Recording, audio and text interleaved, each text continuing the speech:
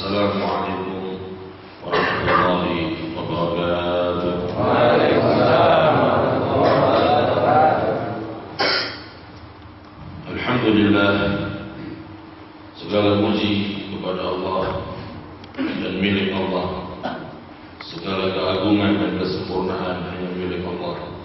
Segala kemuliaan dan kesucian hanya milik Allah, dan keabadian hanyalah milik Allah. Alhamdulillah, Allah mempertemukan kita malam ini dan menghadirkan kita bersama-sama dalam majlis ini. Mudah-mudahan majlis kita ini betul-betul diterima oleh Allah Subhanahu wa taala. Kita yang hadir di majlis ini dengan barakah majlis ini diberikan oleh Allah ampunan dari semua dosa. Kita diberi oleh Allah tambahan iman, tambahan Islam, tambahan ihsan, tambahan ilmu yang manfaat. Dan Allah mudah-mudahan menjadikan hati kita hati yang tenang, hati yang bisa menikmati salat, yang bisa menikmati Al-Quran, yang menikmati zikir, dan menjadi hati yang tawadhu, yang penuh kerendahan kepada Allah Subhanahu wa taala. Salawat dan salam semoga disampaikan kepada junjungan kita yang mulia, Nabi yang agung, Nabi yang sempurna, Nabi yang membimbing kita kepada jalan surga, baginda kita, kekasih kita, kerinduan roh kita, Nabi besar Muhammad sallallahu alaihi wasallam beserta keluarganya dan para sahabatnya yang setia di dalam sunnahnya.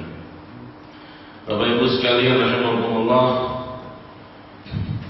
salah satu nasihat dari Allah yang disampaikan kepada kita dalam Al-Quran, Allah Subhanahu wa taala berfirman, Ya ayyuhalladzina amanu qu anfusakum wa ahlikum nara. Hai orang-orang yang beriman, hendaknya kalian itu menyelamatkan diri kalian dan keluarga kalian dari sentuhan api neraka. Wasiat Allah, nasihat Allah, pesan Allah untuk kita, selamatkan dirimu dan keluargamu dari sentuhan api neraka.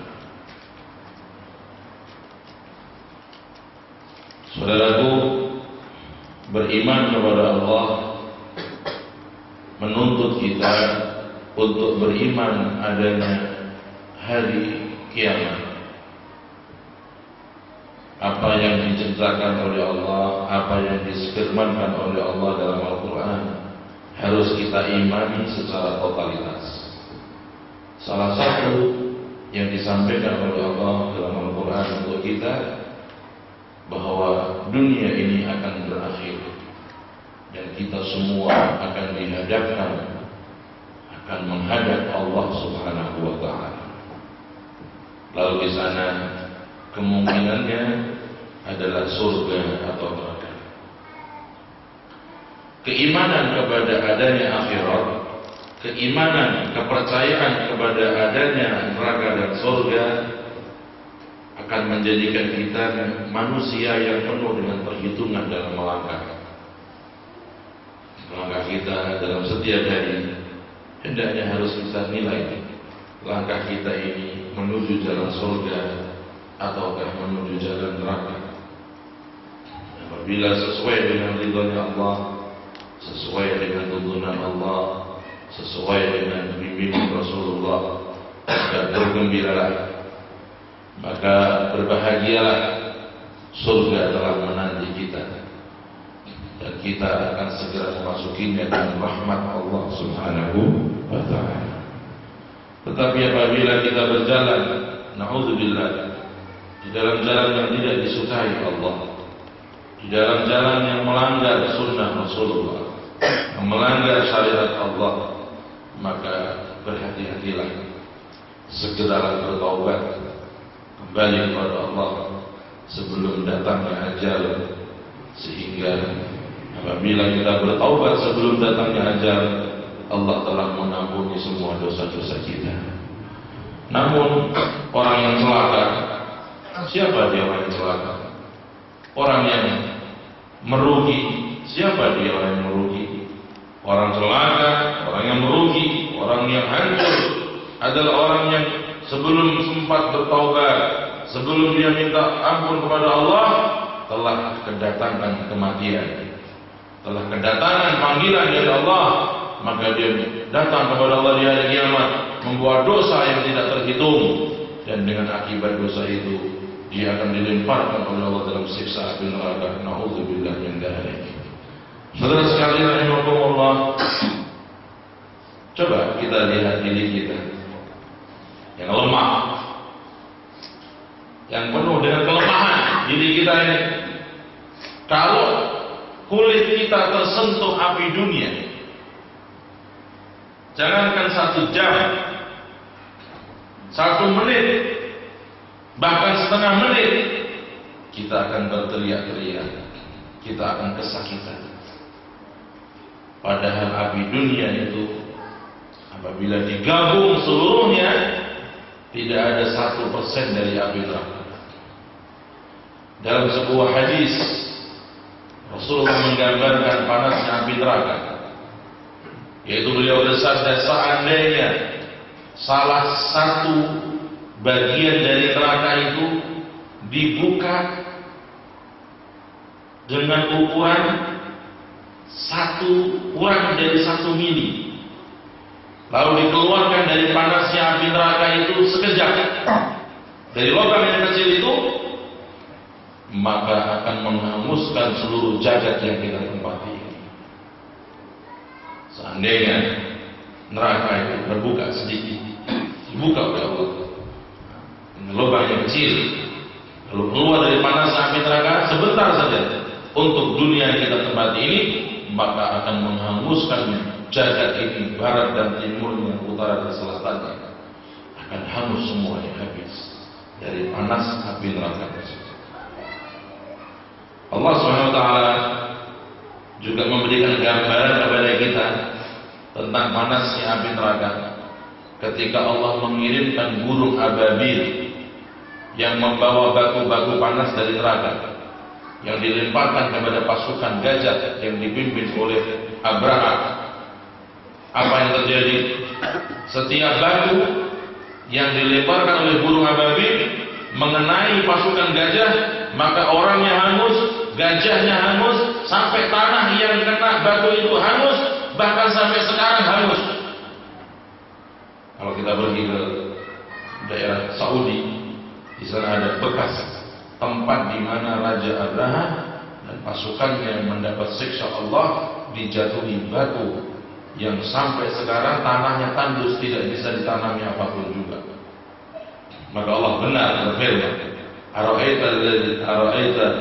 alam tara kaifa fa'ala rabbuka bi ashabil fil alam yaj'al kaidahum fi tadlil wa arsala 'alaihim tayran ababil tarmihim bi hijaratin min sijil faj'alahum ka'asfin ma'kul. Saudara sekalian rahimakumullah, apabila kita menyadari hal ini, maka penting sekali kita menjauhkan diri kita dari jalan yang membuat kita celaka. Penting sekali kita menyelamatkan diri kita dan keluarga kita, anak dan istri kita dari sentuhan api neraka. Kita kalau punya anak kita itu terkena api, kita sudah bingung kawan kabur. Kita punya anak bukan terbakar, hanya tersentuh obat nyamuk, kita sudah begitu takut dan khawatir. Kita merasa kerugian yang besar, kekhawatiran yang besar. Tapi mengapa ketika anak kita berjalan di jalan yang mendekatkan dia kepada siksa Allah di neraka, kadang-kadang kita membiarkannya dan menelantarkannya? Ini adalah logika yang terbalik, logika yang tidak benar. Padahal api agak jauh lebih dahsyat, panasnya jauh lebih mengerikan siksaannya. Saudara sekalian rahimakumullah, bagaimana kita menjauhkan diri kita dari api neraka? Bagaimana kita menjauhkan keluarga kita dari api neraka? Modal yang pertama adalah quwwatul iman wal yaqin billah subhanahu wa ta'ala. Kita harus menanamkan iman, menanamkan yakin kepada Allah dalam jiwa kita dan dalam jiwa anak-anak kita. Terutama di zaman sekarang, ketika iman dirongrong dengan berbagai fitnah, dirongrong dengan banyaknya bentuk maksiat yang menjadikan iman itu tipis, dirongrong iman kita dengan hal-hal yang menggiurkan, keindahan-keindahan, kenikmatan-kenikmatan yang semu, kesenangan-kesenangan yang palsu, itu semua menggerogoti iman, menjadikan iman kita tipis. Kalau kita tidak hati-hati, kalau kita tidak selalu menanamkan iman yang kuat di hati anak kita, di dalam hati kita sendiri, maka dikhawatirkan iman itu akan sirna, bahkan bisa hilang, bisa sampai diambil oleh Allah. Nabi sudah mensinyalir hal ini, saudara. Nabi mengatakan apa? Badiru bil a'mali fitanan kaqita'il lail yusbihu ar-rajulu musliman wa yumsi kafiran wa yumsi mu'minan wa yusbihu kafiran yabi'u ahaduhum dinahu bi'ardin min ad-dunya qalil. Shadaqa an-nabiy sallallahu alaihi wasallam. Sallu ala nabi Muhammad. Kanjeng Nabi sampun dawuh ing dalam setunggal hadis, ayo cepet-cepet beramal yang bagus untuk membentengi iman. Ayo lazimi majelis ilmu untuk membentengi iman. Ayo lazimi masjid, lazimi sholat jamaah, lazimi Al-Quran, lazimi istighfar, lazimi majelis ulama untuk membentengi iman. Sebelum datangnya fitnah yang tidak bisa kalian bendung, kata Rasulullah. Sekarang ini sudah terjadi fitnah yang tidak bisa dibendung. Siapa yang bisa menjaga diri dari fitnah zaman ini? Bahkan Rasul menjelaskan, di zaman yang penuh fitnah semacam ini, Rasul sudah menyatakan 14 abad tahun yang lalu. Beliau mengatakan, di zaman fitnah semacam ini, orang pagi mukmin, sore sudah kafir. Sore dia mukmin, pagi sudah kafir. Artinya apa? Iman begitu rapuh, iman begitu lemah dari banyaknya fitnah. Orang sholat subuh di pagi hari dalam keadaan dia sholat mukmin kepada Allah, sore dia sudah terkena fitnah, mungkin dalam maksiat yang dibenci oleh Allah Subhanahu wa ta'ala. Maka penting kiranya kita selalu waspada dari fitnah zaman, ya, dari mulai tontonan-tontonan yang menggerogoti iman kita. Orang yang hebat, ya, orang yang bisa mengalahkan hawa nafsunya. Rasulullah akan mengatakan itu, al-kayyisu man dana nafsahu. Orang hebat itu siapa? Orang yang bisa mengalahkan hawa nafsunya. Sebab hawa nafsu itu, saudaraku, kalau kita nggak bisa mengalahkannya, dia akan mengalahkan kita. Dan kalau hawa nafsu sudah mengalahkan kita, menguasai kita, kita akan diperbudak oleh hawa nafsu kita itu.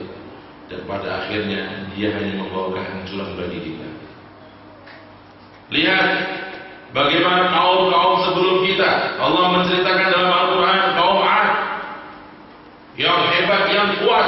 Mereka punya rumah dari gunung-gunung. Gunung diukir menjadi rumah untuk mereka. Karena menuruti hawa nafsu, mereka mengingkari dakwah Nabi Hud. Karena memperturutkan nafsu, mereka mencemooh Nabi Hud yang membawa kebenaran. Mereka ingkar kepada Allah, mengingkari nikmat Allah. Akibatnya mereka dihancurkan oleh Allah karena memperturutkan hawa nafsu. Kaum Tsamud yang Allah mengutus kepada mereka Nabi Allah Saleh, bagaimana mereka dengan hawa nafsunya yang dituruti, mereka mencemooh Nabi Saleh dan mereka meremehkan Nabi Saleh. Akhirnya mereka dihancurkan oleh Allah Subhanahu wa ta'ala. Lihat kaum Lut, bangsa Lut, Nabi Lut salah satu nabi yang disebut Al-Quran, Nabi Lut, yang diutus oleh Allah kepada suatu kaum, yang di kaum itu menyebar yang namanya maksiat yang keji, yaitu maksiat sodomi. Kaum Sodom, laki-laki senang laki-laki, perempuan senang perempuan, dilarang oleh Allah. Ini maksiat yang lebih dahsyat dari zina. Ketika Allah mengutus kepada mereka kaum Nabi Allah Lut, mereka mencemoohkan Nabi Lut, mentertawakan Nabi Lut. Mereka memperturutkan hawa nafsu. Yang paling gue suka, yang penting gue senang. Ini hawa nafsu. Maka Allah mengutus untuk mereka siksa yang pedih, yang tidak pernah ditimpakan kepada kaum yang lain. Allah mengangkat desa mereka setinggi mungkin, lalu Allah dibalik dan ditimpakan ke bawah. Maka mereka hancur lebur tanpa tersiksa. Dihancurkan karena mengikuti hawa nafsu. Karena itu saudara, belajar dari cerita-cerita tadi ini. Penting sekali orang harus mau mengalahkan hawa nafsunya, tunduk kepada Allah, tunduk kepada Nabi Muhammad SAW. Tidak sempurna iman orang sebelum dia mengalahkan kemauannya, menundukkan kemauannya itu kepada Allah, kepada Rasulullah. Saya mau ini, Allah itu apa enggak? Allah setuju apa enggak? Allah senang apa enggak? Oh enggak, sudah kalah. Ini namanya orang yang tunduk kepada Allah. Selama diridai Allah, silahkan, tidak dilarang. Nikmati dunia. Allah mengatakan apa? Khudhu zinatakum 'inda kulli masjidin wa kulu washrabu wa la tusrifu innallaha la yuhibbul musrifin. Apa kata Allah? Hamba-hambaku, ayo itu nikmati dunia. Nikmati dunia. Aku ciptakan dunia untuk kalian. Allah perintahkan kita menikmati dunia. Kalau mau ke masjid, dandan yang bagus, pakai baju yang bagus, pakai wangi-wangian, penampilan yang indah. Kalau kita mau ke pengajian, pakai baju yang bagus, wangi, rapi, indah. Itu Islam. Gunakan nikmat Allah untuk ibadah. Kita mau pergi haji, naik pesawat yang mewah, kalau perlu VIP. Kalau kita mau umroh, cari hotel yang bagus, yang vitamin, yang nikmat untuk ibadah. Allah perintahkan kita untuk menggunakan dunia ini dalam ibadah seenak yang kau suka. Tapi kita sekarang terbalik-balik. Kita diberi oleh Allah nikmat dunia bukan untuk ibadah, tapi justru untuk melanggar Allah. Jarang kita ini dandan untuk sholat. Coba kita mau sholat. Panjenengan badhe sholat kali badhe dateng kantor. Kinten-kinten wangi pundi. Wangi. Kalau anak-anak muda nih mau sholat sama mau ketemu pacarnya, ya apa rasanya? Nek arep ketemu, waduh, rencane sing arep dikawin niku masya Allah, minyak wangi niku disemprot niku entek separuh, sampai irung disemprot. Saking kepinginnya menor calon bojo. Tapi aduh, kenapa kita kalau mau sholat tidak pernah dandan? Kenapa kita kalau sholat jarang dandan? Padahal Allah memerintahkan, ayo kalau mau sholat dandan, jangan cakep, jangan rapi. Kau ketemu zat yang menciptakan dirimu, yang memberikan kamu rezeki, yang mengatur hidupmu, yang memberikan hidup dan matimu. Alangkah tidak pantas kita itu kepada Allah kalau tampil kurang bagus atau aromanya kurang enak. Saudara, karena itu Rasul menganjurkan kita kalau sholat jangan sampai kita ini aromanya menyegrap, ganggu orang sebelah. Dan Nabi nanti dawuh, barang siapa yang makan bawang jangan masuk masjid sebelum cuci mulut, sebab baunya mengganggu orang. Lewat itu bisa bawang India. Sekarang ada selain bawah ada namanya rokok. Ya. Kadang-kadang orang sholat ini habis rokok langsung sholat. Mbok yo disempatke cuci tangan dulu, gosok gigi. Oh saya mau ketemu Allah. Habis merokok kita cuci tangan, kita gosok gigi, kita bersihkan mulut biar nggak mau. Ini bentuk pemuliaan kita kepada Allah. Ini iman. Jangan sampai kita sholat, wah masya Allah saat masjid rokok kakek. Allahu Akbar. Kanan lagu ini, kiri sukun ini. Ngarep apa mana? Jadi kita tidak dilarang untuk menikmati dunia, tapi diperintahkan untuk menikmati dunia, hanya saja menikmatinya untuk ibadah. Punya suara bagus, nikmat untuk baca Al-Quran. Ya, wah ini ada nada bagus di Asy-Syatiri. Saya kepingin dengerin suaranya Asy-Syatiri, korek yang sangat enak suaranya. Terus ditirukan, itu menikmati suara, nikmat itu suara. Itu Nabi Daud diberi oleh Allah nikmat suaranya indah. Dari indahnya suara Nabi Daud itu beliau kalau baca Zabur itu sampai burung-burung yang terbang berhenti di awal-awal berhenti dia. Ini suaranya enak. Kalau suara yang jelek banget bisa usir burung. Itu suara yang sangat jelek. Burung tenang-tenang dengan suaranya langsung kabur. Jadi kita diberi baju yang bagus boleh, kita nggak dilarang berbaju yang bagus. Kata Rasulullah pada ya Rasulullah, bagaimana kalau ada orang kepingin sandalnya bagus, bajunya bagus, kemudian pakaiannya bagus, kendaraannya bagus, apakah itu sombong? Nabi ditanya nih, Rasul menjawab, itu bukan sombong, itu mensyukuri nikmat Allah. Yang dinamakan sombong adalah orang itu menolak nasihat dan dia meremehkan orang. Itu namanya sombong. Ada orang kasih nasihat, benar nasihat, tapi kadang dia merasa lebih apa nggak tahu, dia tahu, kamu ini anak kakak, orang siapa? Padahal yang disampaikan benar. Inilah tanda sombong. Mudah-mudahan kita jauh dari sifat sombong. Ibu bapak rahimahumullah. Jadi Allah nggak melarang kita menikmati dunia ini. Dunia nikmati. Subhanallah. Dan Allah mengatakan wa kulu wasrabu, makanlah kalian dan minumlah kalian. Nikmat aku siapkan. Minuman itu subhanallah, dan makanan itu berapa juta macam. Indonesia itu makanan itu masya Allah paling kathah macam makanan itu Indonesia. Coba Indonesia itu makanan itu yang awalnya itu sudah masya Allah. Ono bakso, bakwan, bakmi, bakpia, apa bagian? Bagian itu tidak di tangan. Jadi makanan itu berjuta-juta macam. Allah menghalalkannya, kita makan. Ya kok orang itu kok cari yang haram? Ya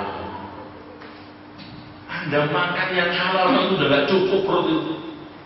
Ada gulai, sate, tongseng, ada macam-macam, gado-gado, ada. Sudah gak cukup perut ini. Lah kok ono tiyang niku sing golek sing haram. Niku kebanyakan banget itu. Yang halal aja enggak cukup perutnya, dia mau cari yang haram itu loh. Betul-betul dia tidak tahu diri kepada Allah Subhanahu wa taala. Allah hanya melarang apa? Makanan itu yang sifatnya mengandung penyakit. Setiap larangan Allah pasti mengandung penyakit. Allah melarang makan babi karena di situ mengandung penyakit dan madarat. Allah melarang kita makan anjing karena itu mengandung penyakit dan madarat. Allah melarang kita makan kodok karena itu mengandung penyakit dan bakteri yang tidak baik. Saudara, ini semua larangan bukan untuk kepentingan Allah, sebenarnya untuk kepentingan kita dan keselamatan kita. Tapi sayang, banyak orang yang kadang-kadang masih belum nurut kepada Allah, dia tetap melawan, maka terkena musibah dari akibat pelanggarannya. Saudaraku sekalian yang Allah, Allah hanya melarang kita memakan makanan milik orang lain tanpa izin. Selama milik kita makan. Tapi kalau milik orang lain minta izin dulu dong. Jangan langsung main hibah. Enak ya enak, tapi kalau dia mau disantap. Kalau kita memakan milik orang lain tanpa izin, maka itu merupakan sebuah dosa. Sebab kalau hal ini dibiarkan, maka dunia ini menjadi rusak. Hukum rimba, yang kuat memakan yang lemah, yang kuat semena-mena kepada yang lemah, maka rusak tatanan dunia ini. Saudara, wasrobu minum yang kau sukai. Mau minum apa?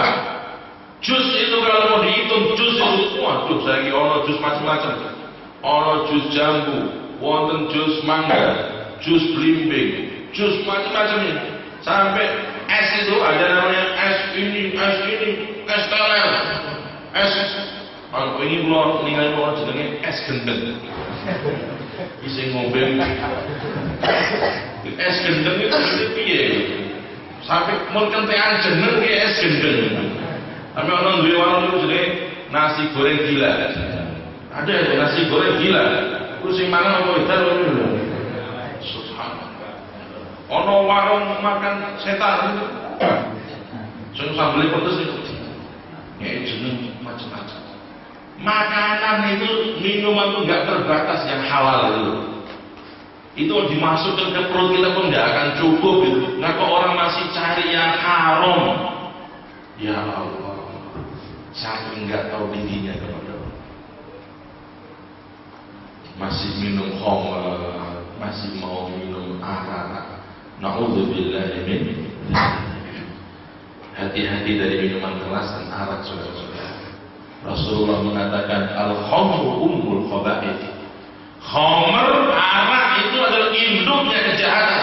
Orang kalau sudah minum arak, kesadarannya hilang, dia bisa membunuh dulurnya, membunuh ibunya, bahkan membunuh ayahnya, bahkan bisa menzinai saudaranya. Enggak sadar. Orang kalah. Karena kita hilang, ada kasus masuk di koran itu apa? Ada anak umur 13 tahun membunuh ibunya.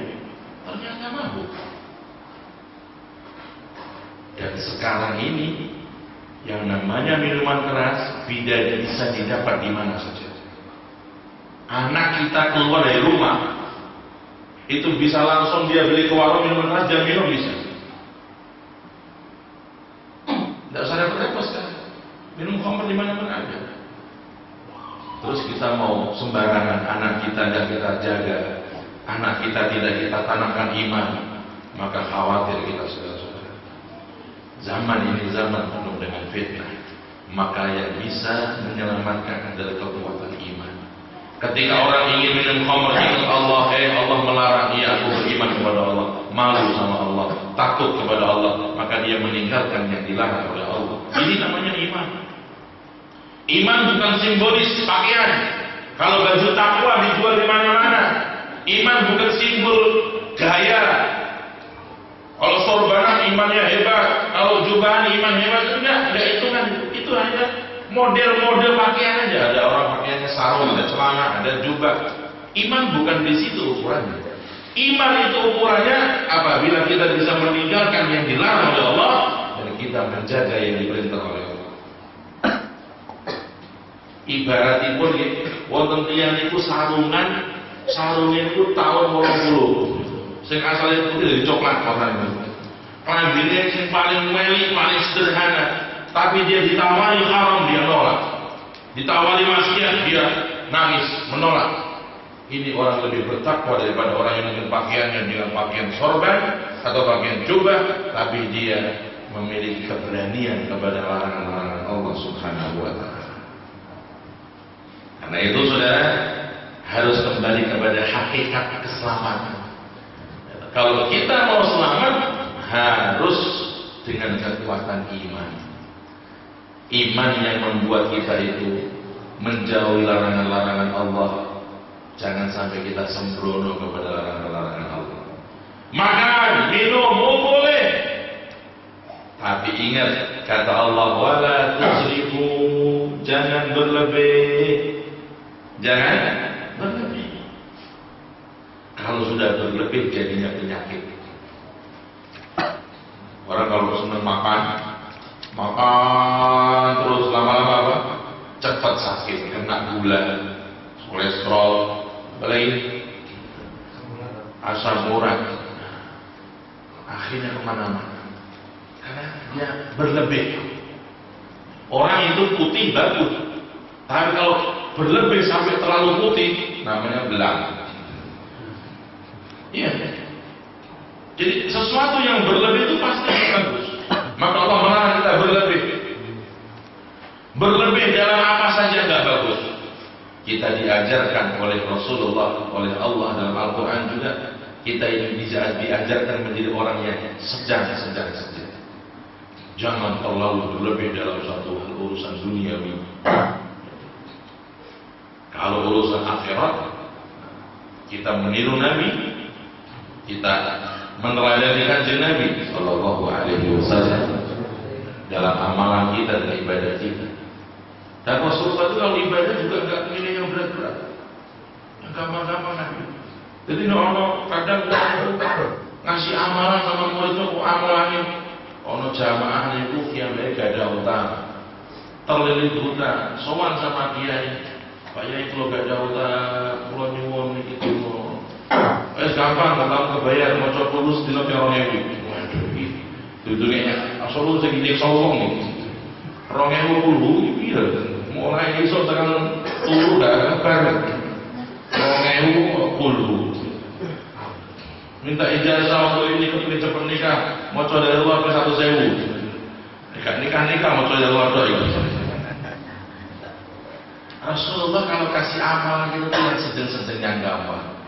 Jadi kalau pagi jangan lupa sholat 2 rakaat duha, kan enteng, 5 menit. Terus dengan kalau mau tidur tuh witir 3 rakaat, 10 menit sama wudhu. Kita usahakan kalau tidur dalam kondisi bersih sudah wudhu, kita sholat witir tidak baru tidur, masya Allah. Kita dianjurkan sholat jamaah, jadi kan ringan-ringan sebenarnya. Dan ini menjamin keselamatan, menjamin keberuntungan. Rasul nggak senang yang berat-berat, yang repot-repot. Apa kata Rasulullah? Bu'ithu bil hanifiyatis samha. Aku ini diutus oleh Allah membawa agama yang mudah, yang pemaaf. Subhanallah. Dan Rasulullah bersabda kepada kita, yassiru wa la tu'assiru. Berikan kemudahan, jangan diberikan kesulitan. Jangan memberikan kesan Islam itu sulit, Islam itu repot. Berikan Islam itu indah, Islam itu mudah, Islam itu penyayang, Islam itu adalah kedamaian, Islam itu adalah kasih sayang. Selama tidak sampai pada tingkatan meremehkan. Islam itu gampang, tapi jangan sampai Islam digampangkan. Islam itu mudah, tidak ada yang sulit. Saudara sekalian rahimakumullah. Karena itu hindari sikap hidup yang berlebih. Sekarang ini ada orang berlebih, sedikit-sedikit pakai label Islam. Ini bang Islam. Terus menikah sekarang ada namanya busana Islam, ada namanya warteg Islam. Berarti negara Islam ini warteg ngomong ini. Lama-lama itu ono sing bakwan Islam. Sekarang ini terlalu orang apa-apa dibawa label Islam. Tidak perlu nama, tapi esensi itu yang sebenarnya kita butuhkan. Anda tidak perlu mengatakan dalam saya Muslim, tapi ketika Anda mempraktikkan akhlakul Islam, amanah, jujur, profesional, Anda menjadi orang yang penyayang, itu sudah Muslim. Daripada orang itu mengatakan di dadanya tulis saya Muslim, mulai ke masjid nolong sandan. Apa nih? Subhanallah. Saudara sekalian, karena itu kembali kepada tadi pesan Allah, ayo selamatkan diri kita, keluarga kita dari sentuhan api neraka. Apa itu caranya? Kembali kepada iman tadi. Iman yang diwasiatkan oleh Nabi Muhammad SAW, yaitu kita selalu merasa takut melanggar perintah Allah, selalu takut untuk kita ini terjerumus dalam larangan Allah, dan cepat-cepat kalau kita sudah terjerumus bertaubat, karena Allah menerima taubat kita sebanyak apapun. Ingat, Ingat. Rasulullah menceritakan ada orang yang dia berzina, perempuan pelacur, berzina setiap malam. Ketika dia perjalanan ingin taubat kepada Allah, subhanallah, maka ketika dia taubat diterima taubatnya oleh Allah. Allah luar biasa rahmatnya. Ada orang yang membunuh manusia sampai 100 orang, dia bertaubat kepada Allah, maka diterima taubatnya oleh Allah. Ada orang yang bermaksiat lebih dari itu semua, dia bersyirik kepada Allah, menyekutukan Allah. Ketika datang dengan pengakuannya, dengan taubatnya diterima oleh Allah. Maka jangan segan-segan apabila kita terjatuh dalam dosa, kita sholat 2 rakaat taubat, lalu katakan, ya Allah, aku hamba-Mu yang penuh kelemahan, aku mengakui semua dosaku, dan aku tidak punya siapa-siapa untuk meminta ampun. Kepada siapa aku minta ampun kecuali kepada-Mu? Maka ampunilah aku ya Allah. Allah mengampuni dosa kita. Allah Maha Pengampun. Karena itu jangan pernah lupa dari ikatan iman, dari ikatan ketakwaan, karena inilah yang akan membentengi kita dari fitnah zaman yang semakin parah, semakin menakutkan. Jangan kita merasa aman, jangan kita merasa bahwa kita ini sudah hebat. Ini fitnah masih terus mengitari kita. Maka perlu iman ditingkatkan terus. Bagaimana meningkatkan iman? Dengan pengajian-pengajian yang dilazimi, dengan sering berzikir, dengan sering sholat taubat, dengan sering baca Al-Quran. Ini penguatan iman. Dengan sering ke masjid sholat jamaah, dengan sering kita tafakur kebesaran-kebesaran ciptaan Allah, keagungan-keagungan takdir Allah. Bukankah dalam hidup kita sering diberi pelajaran oleh Allah? Kita sering menduga hal yang kita takutkan, ternyata tidak terjadi. Dengan izin Allah kita selamat. Banyak hal yang kita rencanakan, ternyata gagal, ternyata untuk keselamatan kita. Banyak yang kita rencanakan untuk kesenangan, dibikin tidak terjadi oleh Allah, gagal, ternyata untuk kebaikan kita. Itu adalah keagungan Allah. Dan ini semua menguatkan iman. Sampai pada tingkatan kalau iman sudah sangat kuat, seseorang sudah merindukan Allah, merindukan surga, dan sudah tidak sabar lagi hidup di dunia. Kepingin ya Allah kapan gitu. Wayahe kula sowan jenengan, kula mun kangen kepanggih Kanjeng Nabi. Kula mun kangen mlebet swarga ya Allah. Kula mun bosen teng gombel. Gombel iki kakek mlaku munggah kesel, mudhun kesumu. Kula kepengin ninggal ke surga ya Allah. Di napa ya Allah? Iki nak dalu-dalu kabeh ngoten. Jeng napa ya Allah dengan ngundang mun siap. Soalnya bon imane kuat. Tapi nek kabeh kula jenengan dereng kuat imane. Uti-uti malah. Ojo-ojo sesuk itu. Utang belum kebayar. Ya apa ini? Jadi maka dari majelis tadi ini kita setelah membaca shalawat kepada Nabi Muhammad, kita membaca banyak zikir-zikir, kita menyambungkan hati. Ya, majelis semacam tadi ini yang mendekatkan kita dengan Rasulullah Sallallahu Alaihi Wasallam. Walaupun kita jauh dari Nabi secara geografis, kita di Tembalang, kita di Gombel, Rasulullah di Medina, nggak jauh. Geografis nggak jauh, tapi ruh kita dekat. Ketika kita bersalawat kepada Nabi Muhammad Sallallahu Alaihi Wasallam, ketika kita ulul salam kepada beliau, karena beliau berjanji siapapun orang bersalam kepada beliau di ujung dunia manapun, Rasulullah menjawab salamnya. Dalam hadis yang sahih riwayat Imam Muslim, Rasulullah bersabda, "Ma minkum min ahadin yusallimu alayya illa raddallahu alayya ruhi fa arudda lahu salam." Tidak seorang pun dari kalian dimanapun dia bersalam kepadaku, kecuali aku menjawab salamnya, kata Nabi Sallallahu Alaihi Wasallam. Kita kalau sholat kan selalu salam sama Rasulullah. Ya kalau sholat ada tahiyat, at-tahiyatul mubarakatus shalawatu thayyibatul. Lalu apa? Assalamualaikum ayyuhan nabiyyu.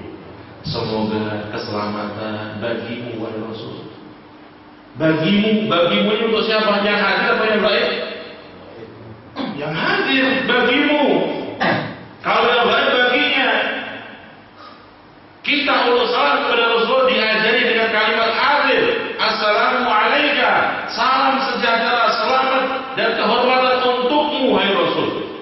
Dari mulai sejak zaman Nabi sampai sekarang gak ada yang merubah. Sahabat-sahabat Nabi setelah wafatnya Nabi gak pernah merubah lafaz itu. Tahiyat selalu dengan kalimat salam dan dengan suku kata ganti kamu. Karena Rasulullah sebenarnya rohaniyahnya hadir bersama kita saat kita bersalam kepada beliau. Maka sejauh apapun geografis kita dengan Rasul, ketika kita banyak salam kepada beliau, rohaniyah beliau dekat dengan kita. Sallallahu alaihi wasallam. Dengan hadis semacam tadi, kita jauh dengan Rasul secara historis. Nabi di abad berapa, kita di abad berapa? Secara historis jauh, 14 abad. Tapi ketika kita itu cinta Rasul, ketika itu terikat hati kita dengan kerinduan dengan Rasul, kecintaan kepada beliau, maka sebenarnya dekat kita dengan Rasulullah sallallahu alaihi wasallam. Dekat dengan cinta kita, dengan kerinduan kita. Karena itu Rasulullah mengatakan apa dalam hadis, al-mar'u ma'a man ahabba.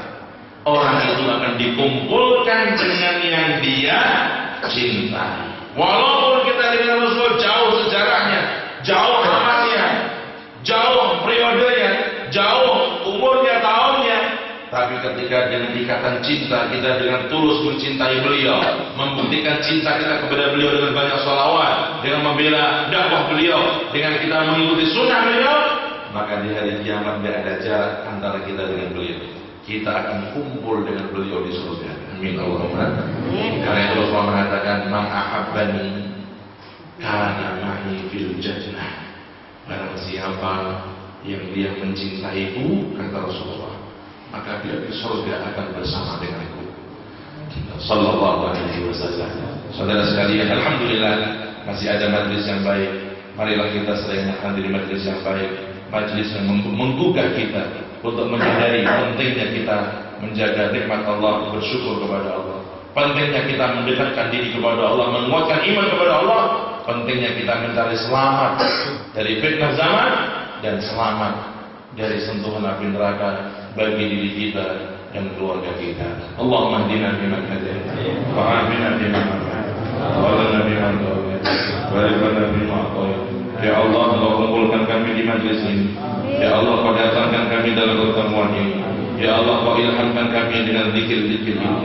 Kau mudahkan lisan ini untuk berzikir, bersalawat. Kau mudahkan jasad kami untuk beribadah dalam majlis ini. Ya Allah, terimalah kami, jadikan bagi kami pahala yang berlipat ganda, dan tulis itu semua sempurna di sisimu. Ya Allah, kami mohon kepada-Mu, ya Allah, dengan barakah salawat, dengan wasilah amal salat di majlis ini, dengan wasilah orang yang Kau boleh Kau terima di majlis ini, ya Allah, ampuni dosa kami. Ya Allah, perbaiki hati kami, jadikan hati kami hati yang bersih, hati yang bisa tenang, hati yang bisa menikmati zikir, hati yang bisa menikmati kedekatan denganmu, hati yang memiliki takwa kepadamu, hati yang merindukan perjumpaan denganmu, hati yang merindukan Rasulmu, hati yang mampu selalu kontak denganmu. Ya Allah, berkahilah keluarga kami. Ya Allah, jaga kami dan keluarga kami dari sentuhan api neraka. Ya Allah, sentuhan api neraka begitu menakutkan, ya Allah.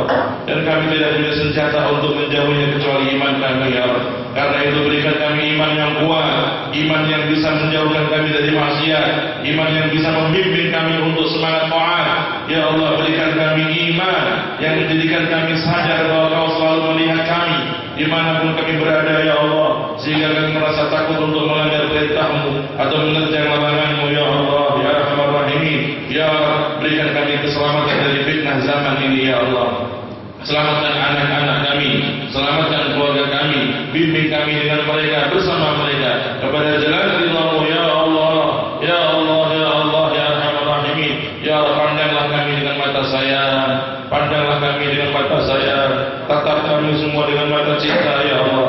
Jangan Kau benci kami, ya Allah, jangan Kau benci kami, ya Allah, jangan sekalipun Kau murka kepada kami, ya Allah. Walaupun kami berlumur dosa, berlumur noda, tetapi kami masih yakin Kau mengampuni dosa kami. Kami masih yakin Kau sayang kepada kami. Kami masih yakin Kau dekat dengan kami, ya Allah.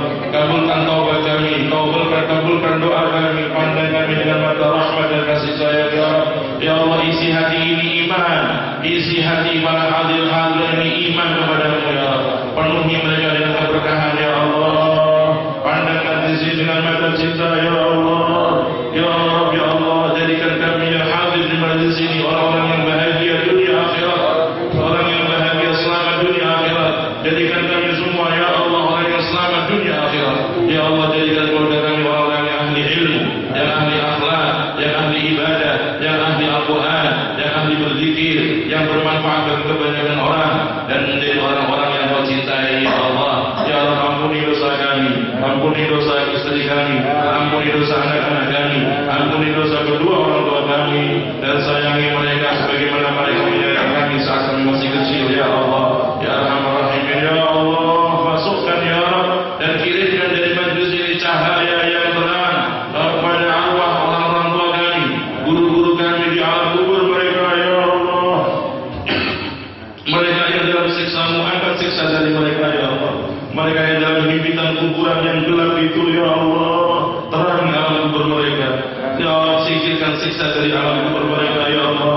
Ya Arhamar Rahimin ya Arhamar Rahimin ya Allah, jadikanlah majlis ini majlis yang membuat kami sadar untuk segera taubat kepadamu, mendekatkan diri kepadamu, untuk rajin ibadah kepadamu ya Allah. Ya Arhamar Rahimin ya Allah, jadikanlah dari majlis ini kesadaran yang kuat untuk kami bertanggung jawab atas nikmat-nikmat yang kau berikan kepada kami, agar kami pandai bersyukur kepadamu, berterima kasih kepadamu ya Arhamar Rahimin ya Arhamar Rahimin ya Arhamar Rahimin. Berikan kami ya Allah umur yang panjang, sehat walafiat, dan akhiri umur kami dengan husnul khatimah, akhiri umur kami dengan husnul khatimah.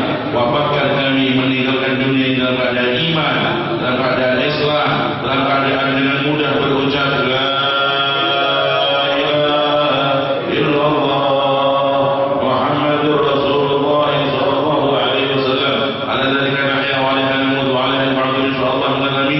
الذين لا خوف عليهم ولا هم يحزنون. وصل اللهم على عبدك ورسولك محمد وآله وصحبه أجمعين. سبحان ربك